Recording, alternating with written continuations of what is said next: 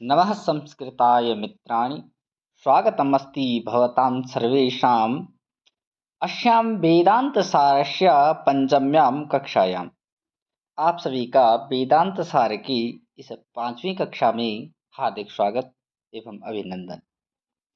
इससे पूर्व की कक्षाओं में हमने जो है वेदांत सार का अधिकारी कौन है इसको जाना और जो इसमें अनुष्ठेय नित्यादि कर्म बताए गए हैं, उन नित्यादि कर्मों का मुख्य फल और अवान्तर फल क्या है। मुख्य फल और अवान्तर फल यानी कि गौण फल, ये हमने पिछली कक्षा में जाना।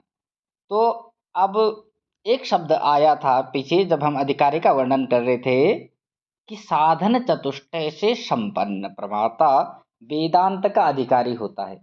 वेदांत का अधिकारी कौन है, इस ब्रह्म विद्या का अधिकारी कौन है, तो वो अधिकारी कैसा होना चाहिए, साधन चतुष्टय से संपन्न होना चाहिए। तो वो साधन चतुष्टय क्या है, अर्थात लौकिक और वैदिक व्यवहार में जो भ्रांति रहित पुरुष है उस वही क्या है, साधन चतुष्टय से संपन्न, उसी को हम मानेंगे और वही वेदांत का अधिकारी होता है।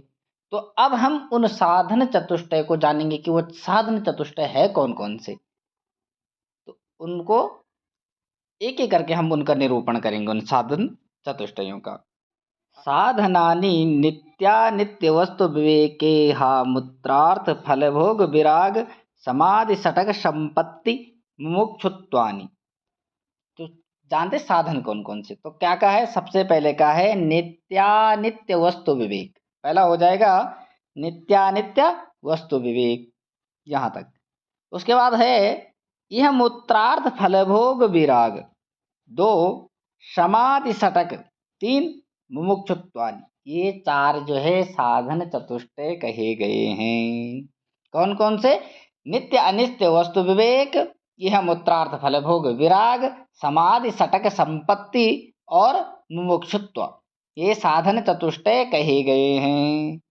अब इन साधन चतुष्टय को हम इनका सही से निरूपण करते हैं। तो पहला जो साधन चतुष्टय में है वो आया है नित्य अनित्य वस्तु विवेक। अब नित्य अनित्य वस्तु का विवेक होना, कौन सी चीज नित्य है कौन सी अनित्य है। नित्य का अर्थ होता है जो शाश्वत है, कभी नाश को न प्राप्त होने वाली, जबकि अनित्य वो है जो क्या है, काल की सीमा से आबद्ध है, बधी हुई है और नाश को प्राप्त होती है, इसलिए उसको क्या कहते हैं, अनित्य कहते हैं। तो आगे लिखा है नित्यानित्य वस्तु विवेकस्तावद ब्रह्मैव नित्यं वस्तु ततो अन्यद अखिलम अनित्यम इति विवेचनम।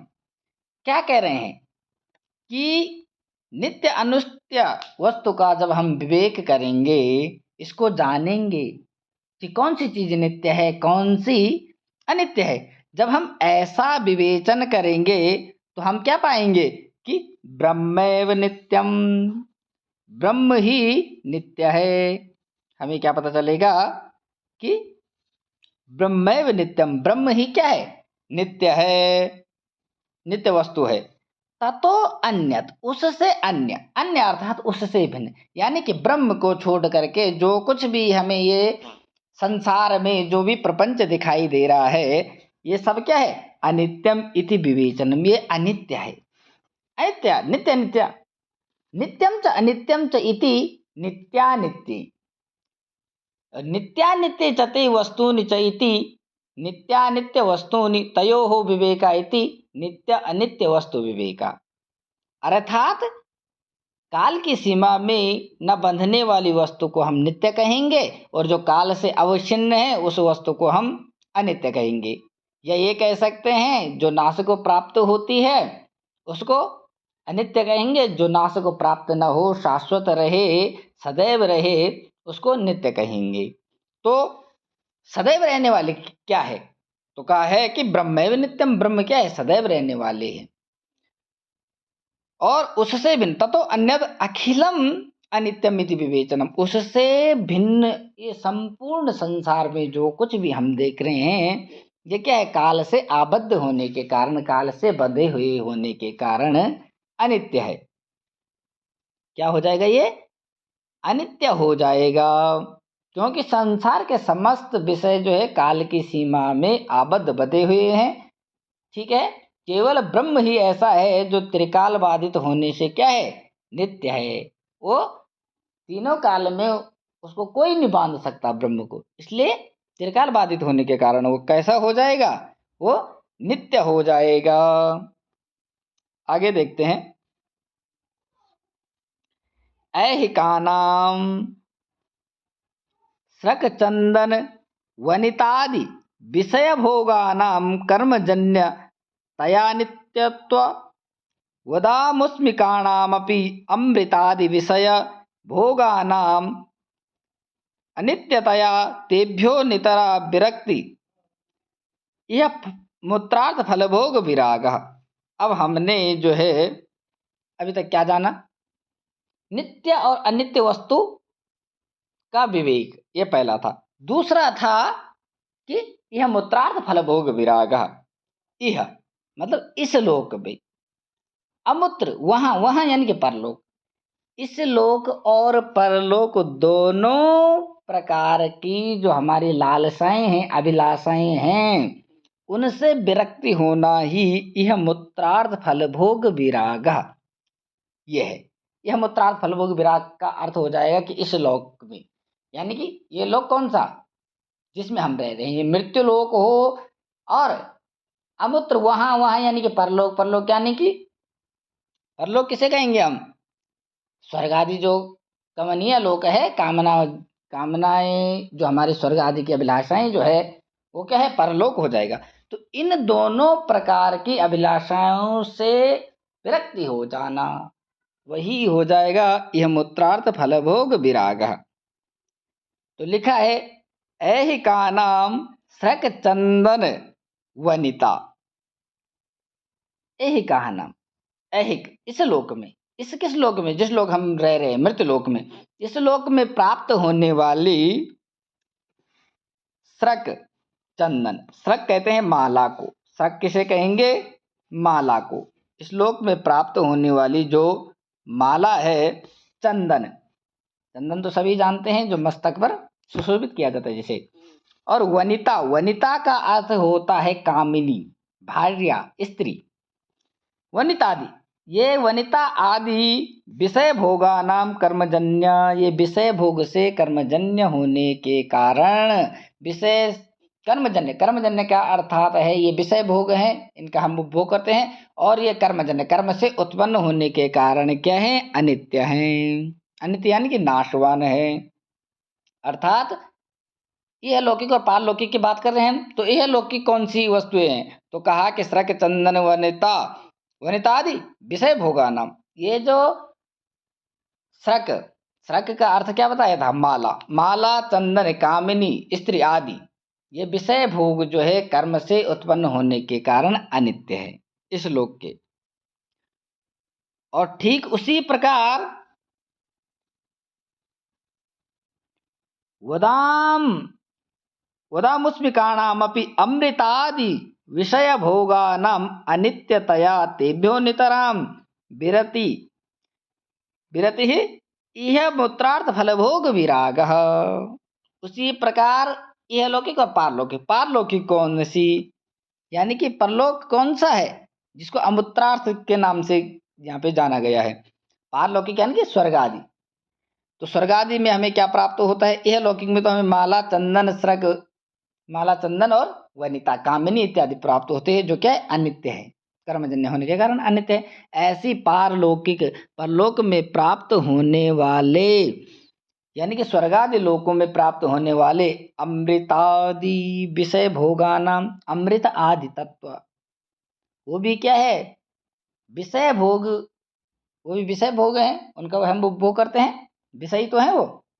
तो यागादि जन्य, यज्ञ से जन्य उत्पन्न होने के कारण स्वर्गादि की प्राप्ति कब होती है, यज्ञ के द्वारा, यज्ञ के द्वारा हमें क्या है, स्वर्गादि की प्राप्ति होती है। तो वो यज्ञ से उत्पन्न कर्म होने के कारण वो भी अनित्य है। इसलिए उन भोगों का इसलिए उन भोगों का क्या क्या करना चाहिए हमें? वमन किए गए अन्न के समान उनसे अत्यंत विरक्ति यानी वैराग्य हमें प्राप्त होना चाहिए। जैसे हम क्या है वमन करते हैं ना, उल्टी करते हैं, उससे हमारी कोई आसक्ति होती है? नहीं। उससे बिल्कुल हमारा मन कैसे होता है? खिन्न हो जाता है। उसको हम देखना पसंद नहीं करते हैं। यानी कि उससे हमारी आत्यंत की निवृत्ति हो जाती है, यानी कि विरक्ति हमें उससे प्राप्त हो जाती है।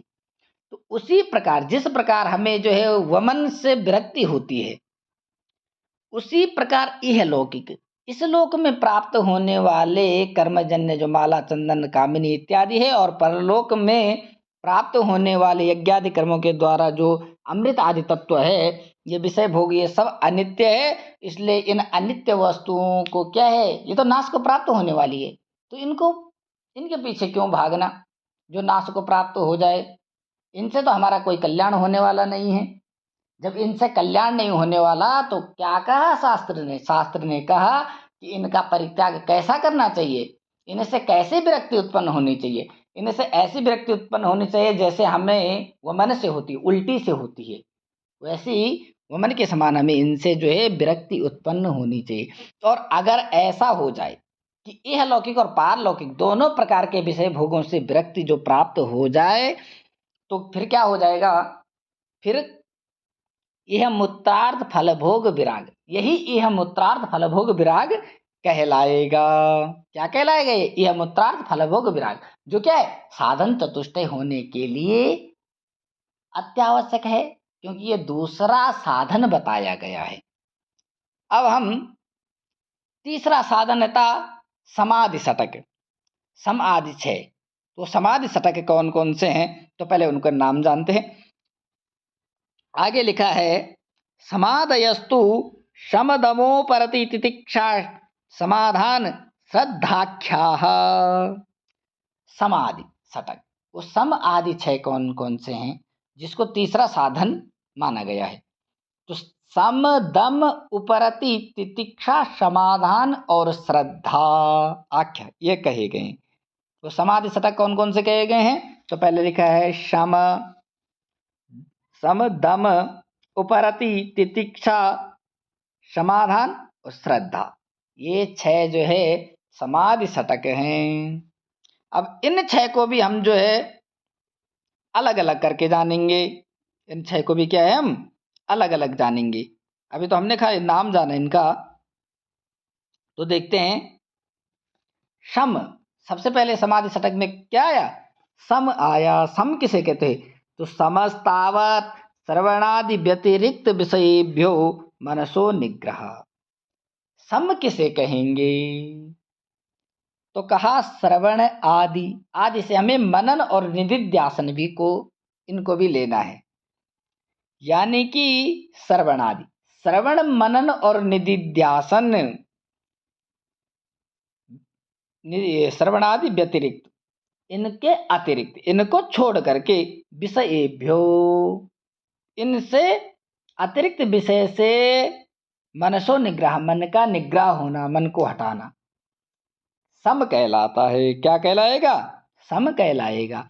अर्थात श्रवण मनन और निधिध्यासन को छोड़ करके उनसे भिन्न जितने भी विषय है उनसे मन को हटा लेने को सम कहते हैं।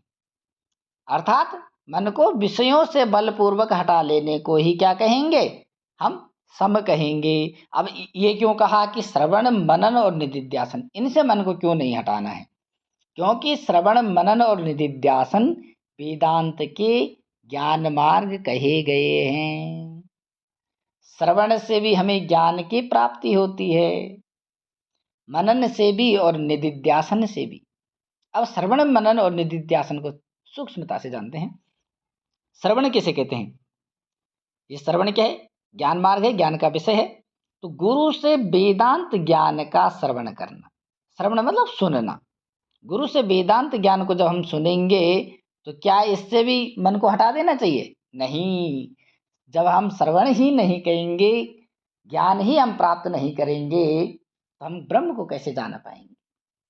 हम उस ब्रह्म विद्या के बारे में कैसे जान पाएंगे? क्योंकि वेदांत ही तो वह मार्ग है जो हमें उस ब्रह्म तक ले जा सकता है। और अब वेदांत के वाक्यों का श्रवण करना अगर छोड़ देंगे तो नहीं।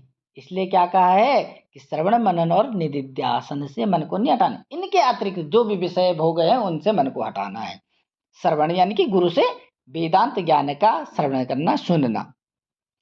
अब है मनन, तो जो ज्ञान हमने गुरु से सुना उस ज्ञान पर तार्किक चिंतन करना मनन कहलाता है। और तीसरा कहा हमने निदिध्यासन, तो उस सत्य का निरंतर ध्यान व आत्मसात करना। जो ज्ञान हमने जो है तार्किक चिंतन से हमें प्राप्त हुआ, गुरु की कृपा से, गुरु के प्रसाद से जो ज्ञान प्राप्त हुआ, जो सत्य की प्राप्ति हमें हुई, उस सत्य का निरंतर ध्यान करना, उसको आत्मसात करना, अपने जीवन में उतारना, ये निदिध्यासन है। और श्रवण मनन निदिध्यासन है, यही वेदांत के ज्ञान मार्ग कहे गए हैं। ठीक है। तो सम क्या कहता है कि इन तीनों को छोड़ करके अन्य विषय भोगों से हमें क्या है, अपने मन को हटा देना चाहिए, इसी को सम कहते हैं। अब आगे दम को जानते हैं। दम दम की क्या परिभाषा है? तो दमो बाह्येन्द्रियाणाम तद व्यतिरिक्त विषयेभ्यो निवर्तनम। देखो, दम कहता है बाह्य इंद्रिय। बाह्य इंद्रिय क्या है?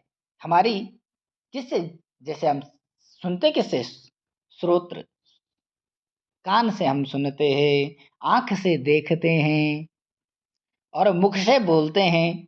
ये सब कैसी है? ये बाह्य इंद्रियाएं हैं हमारी। तो इन बाह्य इंद्रियों का श्रवणादि के अतिरिक्त विषयों से हटाने को दम कहते हैं। श्रवणादि मतलब, श्रवणादि किसे कहेंगे? बताइए भाई। अभी बताया था ऊपर, श्रवणादि मतलब श्रवण मनन और निदिध्यासन। तो इन बाह्य इंद्रियों को श्रवणादि के अतिरिक्त विषयों से हटाने को हम क्या कहेंगे? दम कहते हैं। श्रवण मनन और निदिध्यासन से मन को नहीं हटाना, बल्कि इसके अतिरिक्त जो भी विषय उनसे मन को हटाने को क्या कहते हैं? दम कहते हैं। जबकि सम हमने किसको कहा? तो हमने सम किसको कहा कि विषयों से, कोई भी विषय भोग हो, कोई भी विषय भोगो, उन विषय भोगों से बलपूर्वक मन को हटाने को सम कहते हैं। और जो हमारी बाह्य इंद्रिय है, जैसे बाह्य इंद्रिय जैसे हमारा हो गया, बाह्य इंद्रिय क्या है हमारा? जैसे मुख हो गया, तो मुख का कार्य क्या है? स्वाद लेना। मुख मतलब जिह्वा का कार्य क्या है? स्वाद लेना। तो हम स्वाद की ओर न भागें, उससे हमने मन को क्या है? हटा देना है। हमारे आंखों का कार्य क्या है? देखना। तो आंखें कैसे? रूप के पीछे भागता है। तो हमें क्या है? उस रूप के पीछे नहीं भागना है, उससे मन को क्या है? हटा देना है। इसी को दम कहते हैं। अर्थात दमो बाह्येन्द्रियाणाम तद व्यतिरिक्त विषयेभ्यो निवर्तनम। बाह्य इंद्रियों का जो कार्य है, उनसे, जो श्रवणादि है उनसे अतिरिक्त। अब इसमें हमने कान को नहीं लेना है।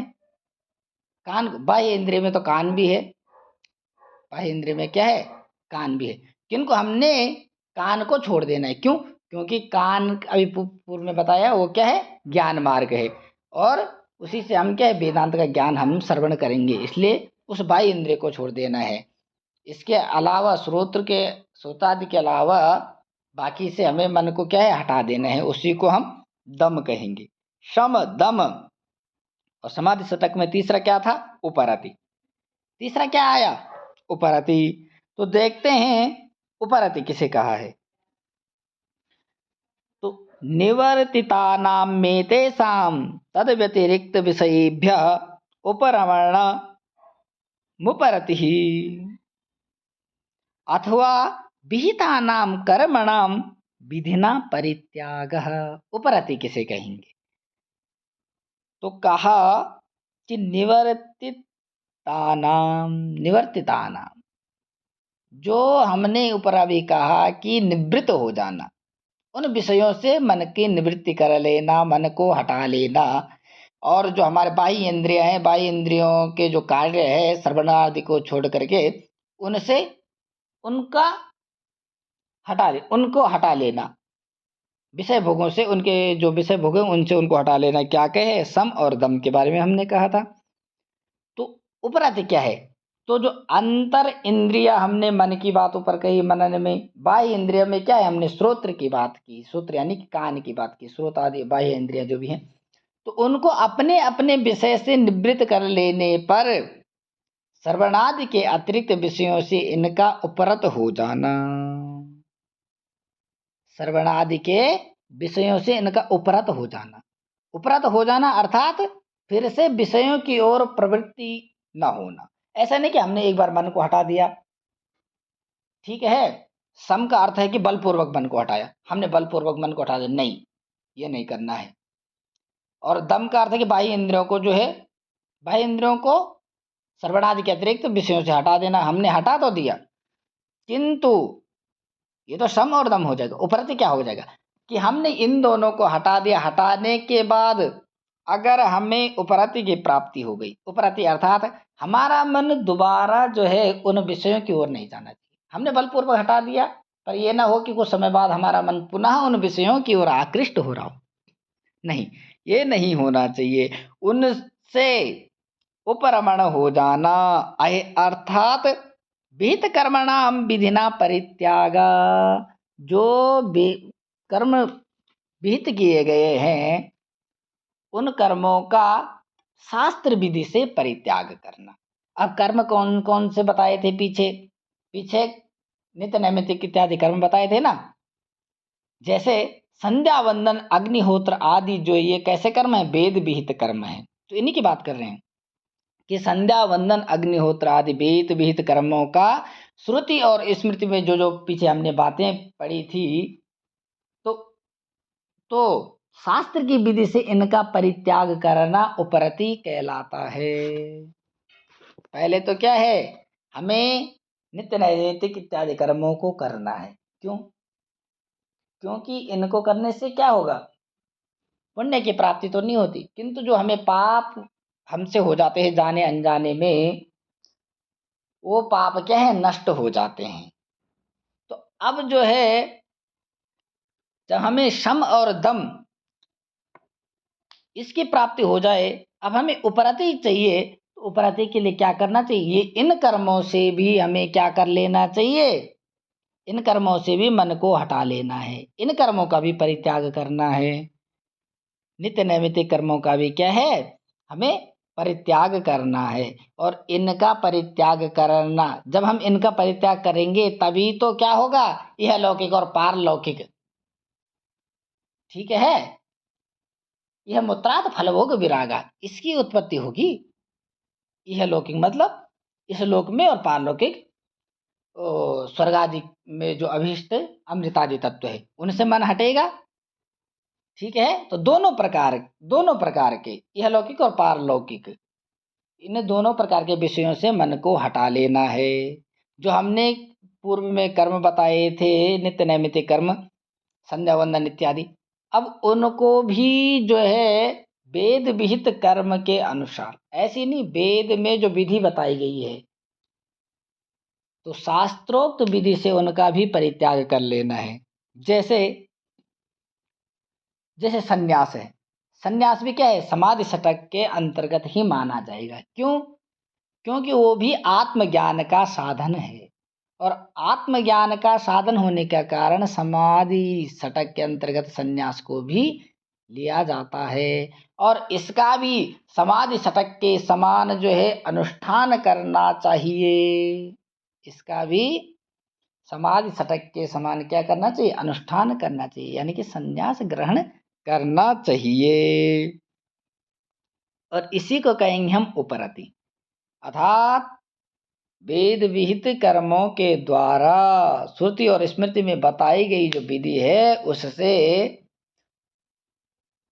नित्य नैमित्तिक इत्यादि जो समस्त कर्म है उनका परित्याग करना ही उपरति कहलाता है। सभी कर्मों से हमें उपरति प्राप्त हो जाए, सभी कर्मों का हमने क्या है, परित्याग करना है, और यही उपरति कहलाता है।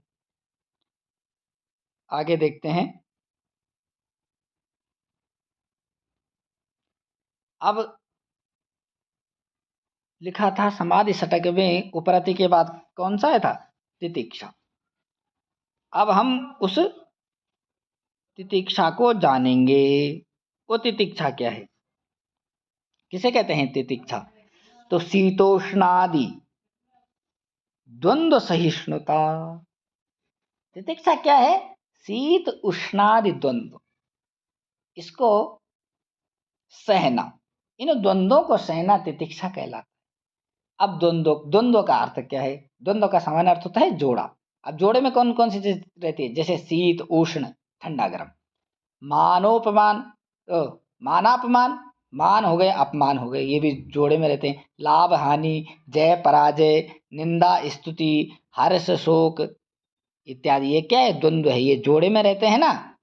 तो इनको सहन करना, इनको सहन करना ही सहिष्णुता कहलाती है।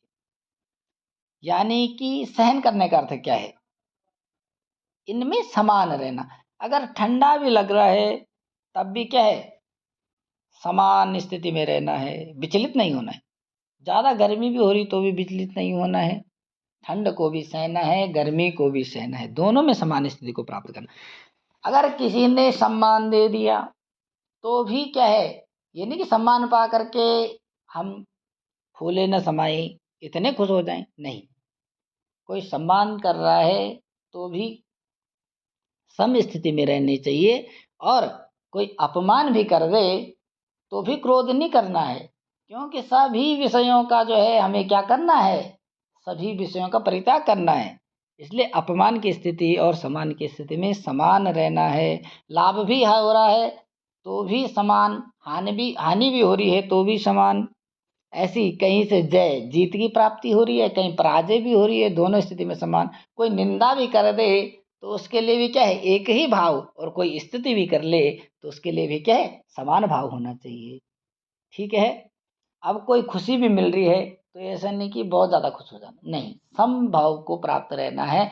कोई शोक भी हो रहा है, ठीक है, कोई शोकाकुल भी अगर हम हो रहे तो ऐसा भी नहीं कि शोक में डूब जाओ, नहीं, उसमें भी समान स्थिति में रहना। तो इन द्वंद्वों को सहन करना, इनसे विचलित ना होना, इनमें समान स्थिति में रहना, यही सहिष्णुता कहलाती है। ये क्या कहलाएगी? सहिष्णुता। और इसी को तितिक्षा कहते हैं। मतलब इनको सहना, सहिष्णुता अर्थात इनको सहना ही तितिक्षा कहलाती है, इन दोनों को सहना। आगे तितिक्षा के बाद क्या आया था? समाधान। अगला पद क्या आया था समाधि छटक में? सम दम उपरति तितिक्षा, समाधान, और अंतिम था श्रद्धा। तो समाधान को जानते हैं, किसको जानते हैं अब? समाधान को। तो क्या लिखा है समाधान के बारे में? निगृहीतस्य मनसः श्रवणादौ तदनुगुण विषये च समाधि समाधानम। निगृहीतस्य मनसः, कैसा मन? जो निगृहीत मन है। निगृहीत अर्थात मन के नियंत्रित हो जाने से मन कैसा हो जाता है? निगृहीत हो जाता है, अर्थात मन पर नियंत्रण पा लेना। तो जब मन निगृहीत हो जाए तो सर्वनादो तदनुगुण विषय समाधि समाधान। जब हम मन पे नियंत्रण पा लें तो श्रवण आदि में तथा श्रवणादि के अनुकूल अर्थात वेदांत ग्रंथों का संपादन और उनकी रक्षा करना, ये जो विषय हैं इनमें मन को स्थिर कर लेना है।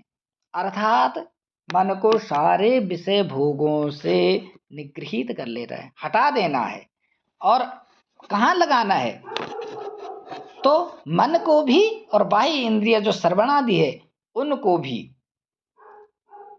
तो ज्ञान मार्ग है तो ज्ञान के विषय में ही इनको लगाना है, अर्थात वेदांत आदि ग्रंथों में लगाना है या फिर गुरु के उपदेशों में लगाना है, और इनका संपादन करना, इनकी सदैव रक्षा करना, और इन्हीं विषयों में स्थिर हो जाना, इन्हीं विषयों का चिंतन करते रहना, और कुछ भी नहीं। अन्य सब चीज से मन को हटा लेना है। तो यही स्थिति समाधान कहलाती है। यही स्थिति समाधि अर्थात समाधान कहलाती है। समाधि समाधान, समाधि मतलब स्थिर हो जाना, अर्थात निरंतर उस ब्रह्म परमात्मा का अथवा वेदांत वाक्यों का या गुरु के द्वारा जो उपदिष्ट, गुरु के द्वारा जो हमें उपदेश दिया गया है, उन विषयों का निरंतर चिंतन करना, उसी में स्थिर हो जाना समाधान कहलाता है। ठीक है। और समाधि शतक में अंतिम आया था श्रद्धा। तो देखते हैं श्रद्धा किसे कहते हैं। अब देखते हैं श्रद्धा। अगला है श्रद्धा। गुरुपदिष्ट वेदांत वाक्येषु विश्वास श्रद्धा। श्रद्धा तो बहुत आसान है, क्योंकि हम लोग व्यवहार में इसको क्या है सुनते रहते हैं। श्रद्धा किसे कहते हैं? श्रद्धा मतलब किसी पे पूर्ण विश्वास होना। तो ऐसे ही वेदांत के अनुसार श्रद्धा क्या है? तो गुरु उपदिष्ट वेदांत वाक्येषु विश्वास श्रद्धा। गुरु ने जो उपदेश दे दिया, गुरु ने जो बात बता दी, और वेदांत जो ये आत्मविद्या का साधन है, ये वेदांत शास्त्र, इसमें जो विषय बताए गए हैं, उन वेदांत में कही गई बातें जो है उन पे, और गुरु पर, गुरु ने जो उपदेश दिया उन पे विश्वास होना ही श्रद्धा कहलाता है। अर्थात जैसा इन वाक्यों में कहा गया है, इन वेदांत आदि शास्त्रों में जो कहा गया है, उसमें पूर्ण विश्वास होना चाहिए कि जो इनमें कहा है या जो हमारे गुरु ने कह दिया है वही सत्य है। ऐसी निश्चयात्मिका बुद्धि का होना ही क्या कहलाता है? श्रद्धा कहलाता है। गुरुपदिष्ट वेदांत वाक्येषु विश्वास श्रद्धा, यानी कि गुरु का उपदेश हो या वेदांत वाक्यों में पूर्ण श्रद्धा होनी चाहिए, यही सत्य है। बस फिर हमारे मन में कोई संशय नहीं होना चाहिए कि नहीं ऐसे कैसे, नहीं ऐसे तार्किक कोई तर्क वितर्क कुछ नहीं, केवल पूर्ण विश्वास का होना, बस यही सत्य है। ऐसी निश्चयात्मिका अगर बुद्धि हमें प्राप्त हो जाए तो उसी को क्या कहेंगे? हम श्रद्धा कहेंगे। श्रद्धा। और अंतिम है मोक्ष, जिसको मुमुक्षुत्व भी कहते हैं। जिसको क्या कहते हैं? मुमुक्षुत्व। समाधि शतक में अंतिम क्या था? शम दम उपरति समाधान श्रद्धा और हाँ, ये तो 6 हो गए। और साधन चतुष्टय का अंतिम साधन क्या है? मुमुक्षुत्व। अंतिम साधन क्या हो जाएगा? मुमुक्षुत्व, मोक्ष की प्राप्ति करना। तो किसे कहते हैं मुमुक्षुत्व? तो यहाँ पे लिखा है कि मुमुक्षुत्वम मोक्षेच्छा, मोक्षे इच्छा या मोक्ष से इच्छा, मोक्ष, ये मोक्षे, मोक्ष, मोक्षे इच्छा, मोक्ष में इच्छा या मोक्ष की इच्छा, यह मुमुक्षुत्व है। मोक्ष की प्रबल इच्छा जब होती है तो उसी को मुमुक्षुत्व कहते हैं। बस इतना साधारण वाक्य है, मोक्षतम मोक्षिता।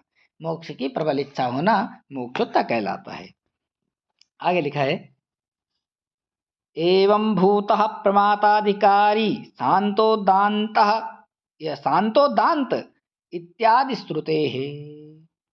एवं भूतः, इस प्रकार का, इस प्रकार का कौन? प्रमाता, अर्थात वह अधिकारी। वह अधिकारी कौन? वह साधन चतुष्टय से जो संपन्न अधिकारी है। साधन चतुष्टय भी बताए थे। साधन चतुष्टय कौन कौन से है? क्या बताए थे साधन चतुष्टय? तो नित्य अनित्य वस्तु का विवेक, यह मूत्रार्थ फल भोग विराग, और समाधि सटक, और क्या बताया था? मुमुक्षुत्व। ये साधन चतुष्टय बताए थे। तो इस प्रकार का प्रभाता, जो इन सब से, जो अभी हमने जितनी भी बातें कही है पीछे, इन सबसे विरक्ति हो जाना, समाधि सटक की प्राप्ति हो जाना, ठीक है, श्रद्धा विश्वास समाधान इत्यादि, ये सब जो श्रुति और स्मृति वाक्यों में जो भी कहा गया है, तो इस प्रकार का प्रमाता यानी कि इस प्रकार किस प्रकार का, जो इन साधन चतुष्टय से संपन्न होता है, ऐसा प्रमाता ब्रह्म विद्या का अधिकारी, जो शम दम उपरति तितिक्षा समाधान श्रद्धा और मोक्षत्व इन सब से युक्त होता है। तो जो ये लिखा है यहाँ पे शांतो दांत, ये श्रुति वाक्य है। तो इस श्रुति वाक्य के अनुसार वही साधन चतुष्टय से संपन्न अधिकारी, साधन चतुष्टय से संपन्न वह व्यक्ति क्या है, ब्रह्म विद्या का अधिकारी होता है, ऐसा श्रुति कह रही है। ये श्रुति वाक्य है शांतो दांतक। ये श्रुति के अनुसार क्या है कि ऐसा साधन चतुष्टय से संपन्न अधिकारी या वह मनुष्य व पुरुष ब्रह्म विद्या का अधिकारी हो जाता है। आगे देखते हैं आगे क्या लिखा है। उक्तंचा, उक्तंचा का अर्थ हो जाता है जैसा कि कहा भी गया है। उक्तंचा का अर्थ क्या हो जाएगा, जैसा कि कहा भी गया है। अब क्या कहा गया है, तो प्रशांत चित्ताय जितेंद्रियाय च प्रहीण दोषाय यथोक्त कारिणे गुणान्वितायानुगताय सर्वदा प्रदेयमेतत् सकलं मुमुक्षवे। क्या कहा है, प्रशांत चित्ताय। प्रशांत चित्त किसे कहेंगे, जिसका चित्त, चित्त यानी कि मन शांत हो गया हो, उसको कहेंगे प्रशांत चित्त। जितेंद्री, जितेंद्रिय किसे कहेंगे, जिसने इंद्रियों पर विजय प्राप्त कर ली हो। प्रहीण दोषाय, जिसके प्रहीण नष्ट हो गए हो, दोष पाप पुंज, जिसका पाप पुंज नष्ट हो गया हो, अर्थात पाप नष्ट हो गया हो। पाप नष्ट होने के कारण अंतःकरण कैसा हो गया हो, जिसका अंतःकरण निर्मल हो गया हो, स्वच्छ हो गया हो। यथोक्त कारिणे, यथा उक्त जैसा कहा गया, कहाँ कहा गया, जो शास्त्रों के द्वारा अनुष्ठेय जो कर्म बताए गए हैं, अर्थात शास्त्रोक्त अनुष्ठान करने वाला हो, जो उनको कारिणी करने वाला हो। शास्त्रों में जो विधि बताई गई है, जो अनुष्ठान करने योग्य बातें बताई गई है, उनका अनुष्ठान करने वाला हो। और गुणान्विताया, जो जो नित्य अनित्य वस्तु का विवेक रखने वाला हो। वैराग्य, यह उत्तरार्थ फलभोग विराग उपरति तितिक्षा और समाधान आदि गुणों से, इन गुणों से क्या होना चाहिए, अन्विताय, अन्विताय अर्थात इन गुणों से युक्त होना चाहिए। गुणान्विताया यानी कि विवेक वैराग्य उपरति तितिक्षा समाधान आदि गुणों से युक्त। गुणान्विताय। अनुगताय, अनुगत अनुगामी होना चाहिए। किसका अनुगामी होना चाहिए, अनुगताया है आगे, तो गुरु का अनुगामी, अनुगमन करने वाला, अर्थात जो गुरु ने कह दिया उन्हीं बातों पर चलने वाला, गुरु के पीछे पीछे चलने वाला, गुरु का अनुसरण करने वाला, अर्थात श्रद्धा से युक्त। प्रदेयम एतम सकलम, एतत् सकलम, ये सकल संपूर्ण मुमुक्षवे, मुमुक्षवे। अब मुमुक्षवे किसे कहते हैं, मोक्ष का अभिलाषी होना। जो कैसा हो, मोक्ष का अभिलाषी हो, अर्थात ऐसे मोक्षाभिलाषी पुरुष का यह संपूर्ण आत्मज्ञान यानी ब्रह्म ज्ञान गुरु के द्वारा सर्वदा प्रदेय दिया जाने योग्य है। अब किसको देना चाहिए भाई ये आत्मज्ञान, तो कहा कि प्रशांत चित्ताय जितेंद्रियाय प्रहीण दोषाय यथोक्त कारिणे गुणान्वितायानुगताय सर्वदा प्रदेयमेतत् सकलम मुमुक्षवे। जो प्रशांत चित्ताय, जिसका चित्त जो है शांत हो गया हो, जिसने इंद्रियों पर विजय प्राप्त कर ली हो। तो जितेंद्रियाय प्रहीण दोषाय, जिसका पाप पुंज नष्ट हो गया हो। यथोक्त कारिणे, जो शास्त्रों में जो उक्त कहा गया है, शास्त्रों ने जो नियम बता दिए हैं, जो अनुष्ठान करने के लिए कहते हैं, उनका जो अनुष्ठान करने वाला होता है। गुणान्विताया, जो क्या है सभी गुणों से युक्त हो, सभी गुण यानी कि विवेक वैराग्य उपरति तितिक्षा समाधान आदि गुणों से जो क्या है युक्त हो। अनुगताय, गुरु का अनुगमन करने वाला हो, गुरु का अनुसरण करने वाला हो। मुमुक्षवे यानी कि मोक्ष का अभिलाषी हो।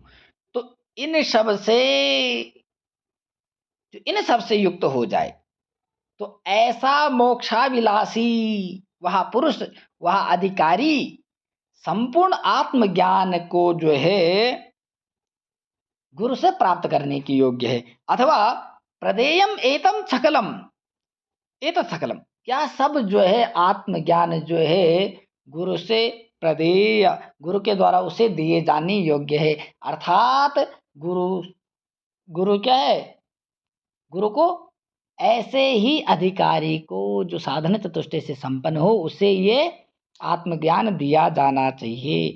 वही इस आत्मज्ञान, इस ब्रह्म विद्या का अधिकारी होता है। वही इस आत्मज्ञान या ब्रह्म विद्या का क्या होता है, अधिकारी होता है। एक बार जो है इसका संपूर्ण का हिंदी अर्थ देख लेते हैं जो हमने अभी तक पढ़ा, और आज की क्लास को फिर इतना ही रखेंगे आज के लिए। तो एक बार इसका संपूर्ण अर्थ देखते हैं। अर्थ हमने शुरू किया था साधन चतुष्टय। तो साधन चतुष्टय कौन कौन से है, तो नित्य अनित्य वस्तु विवेक, यह मूत्रार्थ फल भोग विराग, समाधि सटक संपत्ति और मुमुक्षुत्व, ये चार जो है साधन चतुष्टय है। पहला हो जाएगा नित्य अनित्य वस्तु का विवेक होना, और यह मूत्रार्थ फल भोग विराग होना, यह लौकिक और पारलौकिक दोनों प्रकार के जो फल बताए गए हैं उनसे विरक्ति हो जाना, उन विषयों से विरक्ति का हो जाना। दूसरा हो जाएगा, तीसरा हो जाएगा समाधि सटक, समदम उपरति तितिक्षा, समाधान और श्रद्धा। इन ये तीसरा साधन बताए गए हैं। और चौथा मुमुक्षुत्व, मोक्ष की अभिलाषा या मोक्ष की प्राप्ति करना। ये चार जो है साधन चतुष्टय होता है, ये माने गए हैं साधन चतुष्टय के। और फिर कहा है कि केवल ब्रह्म ही नित्य है और उससे भिन्न प्रतीत होने वाला सब कुछ जो है अनित्य है। ऐसे प्रमाणों के द्वारा विवेचन करना ही नित्य अनित्य वस्तु विवेक कहलाएगा। इस लोक में प्राप्त होने वाले माला चंदन कामनी आदि विषय भोग जिस प्रकार कर्मजन्य होने के कारण वो क्या है, अनित्य है, नाशवान है, क्योंकि कर्म से उत्पन्न होते हैं, और जो जिसकी उत्पत्ति होती है वो नष्ट जरूर होता है, तो इसलिए ये सब नाशवान है। उसी प्रकार जो है यह लौकिक तो ये हो गया। पारलौकिक क्या है, तो परलोक में यानी कि स्वर्ग आदि में जो अमृत आदि जो तत्व है उन विषयों को, वो विषय भी क्या है, कर्म से उत्पन्न, कर्मजन्य होने के कारण, कर्म से उत्पन्न होने के कारण वो भी अनित्य है। इसलिए उन भोगों से भी हमें क्या है, अत्यंत विरक्ति होनी चाहिए। अर्थात जैसे वमन किए गए अन्न के समान अत्यंत विरक्ति का होना, यह मूत्रार्थ फल भोग विराग कहलाएगा। तीसरे समाधि, समाधि अभी बता दिया कौन कौन से है, समदम उपरति तितिक्षा समाधान और श्रद्धा, ये समाधि सटक 6 समाधि माने गए हैं। और मन, श्रवण मनन और निधिध्यासन को छोड़कर उनसे भिन्न विषयों से मन को हटा लेने को शम कहते हैं। श्रवण मनन और निधिध्यासन से मन को नहीं हटाना, बाकी इसके अलावा जो भी कुछ है उन सब विषयों से मन को हटा देना सम कहलाता है। और श्रोत्रादि बाह्य इंद्रिया और श्रोत्रादि बाह्य इंद्रिया और श्रवणादि के अतिरिक्त विषयों से मन को हटाने को दम कहते हैं।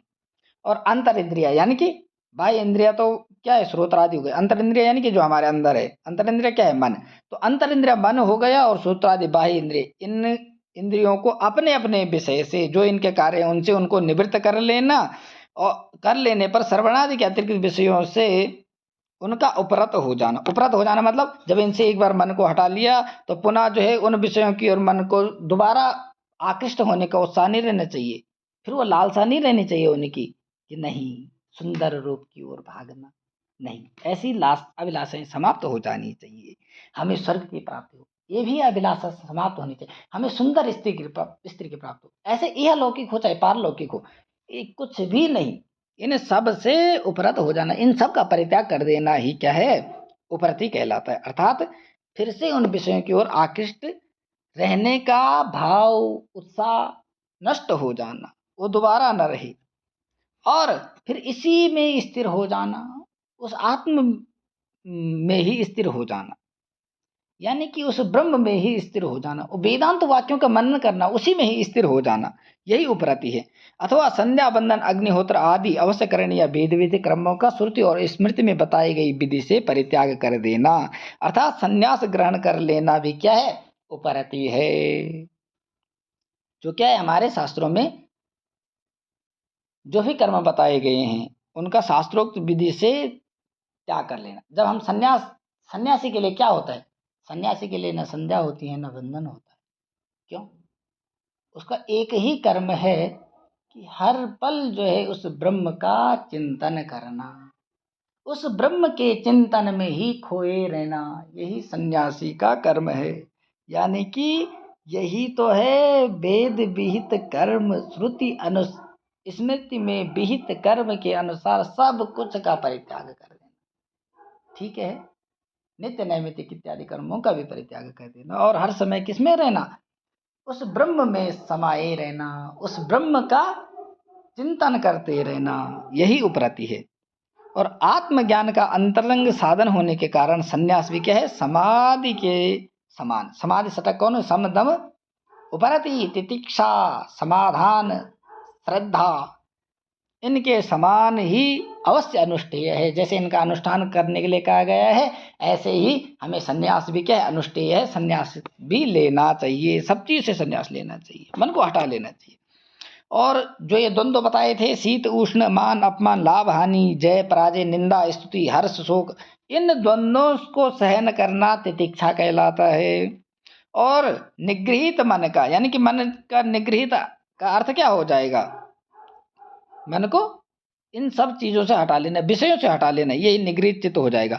तो निगृहित चित्त का श्रवणादि में तथा श्रवणादि के अनुकूल, जैसे गुरु शुश्रूषा, गुरु के द्वारा जो भी ज्ञान दिया जाता है, वेदांत ग्रंथों का संपादन और उनकी रक्षा करना, और उन्हीं विषयों में स्थिर हो जाना समाधान कहलाता है। ठीक है, गुरु के वाक्यों का चिंतन करना केवल, और वेदांत ग्रंथों में जो संपादित किए गए वाक्य हैं उनका चिंतन करना, उन्हीं का रक्षण करना, ये और उसी में स्थिर हो जाना, यही समाधान कहलाता है। गुरु और वेदांत वाक्यों में विश्वास होना श्रद्धा कहलाता है। अर्थात जैसा इनमें कहा गया है वही बिल्कुल सत्य है, अन्यथा नहीं हो सकता, ऐसे निश्चयात्मक बुद्धि का होना श्रद्धा है। और मोक्ष की इच्छा से युक्त होना मोक्षत्व है, यानी कि मोक्ष की प्रबल इच्छा होना मोक्षत्व है। इस प्रकार का प्रमाता यानी कि सम दम इत्यादि से जो युक्त है, तो शांतो दांत श्रुति के अनुसार वह ब्रह्म विद्या का अधिकारी हो जाता है। और आगे क्या कहा गया है, वो श्लोक हमने पढ़ा था ना, प्रशांत चित्ताय जितेंद्रियाय च प्रहीण दोषाय च यथोक्त कारिणी, ऐसा करके जो हमने पीछे श्लोक पढ़ा, तो उसको देखो क्या लिखा है।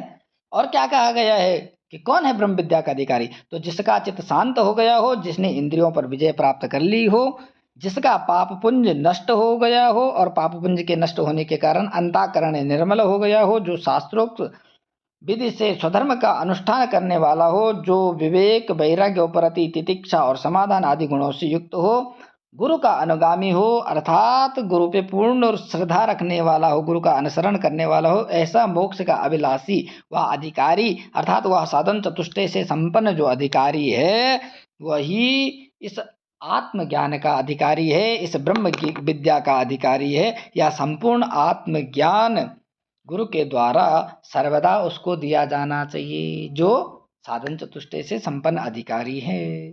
धन्यवाद। आज की क्लास बहुत लंबी हो गई है, किंतु सूक्ष्मता से हमने विवेचन किया, एक बार में ही क्या है, आसानी से हमें समझ आ जाएगा। नमः संस्कृताय, धन्यवादः, पुनर्मिलामः।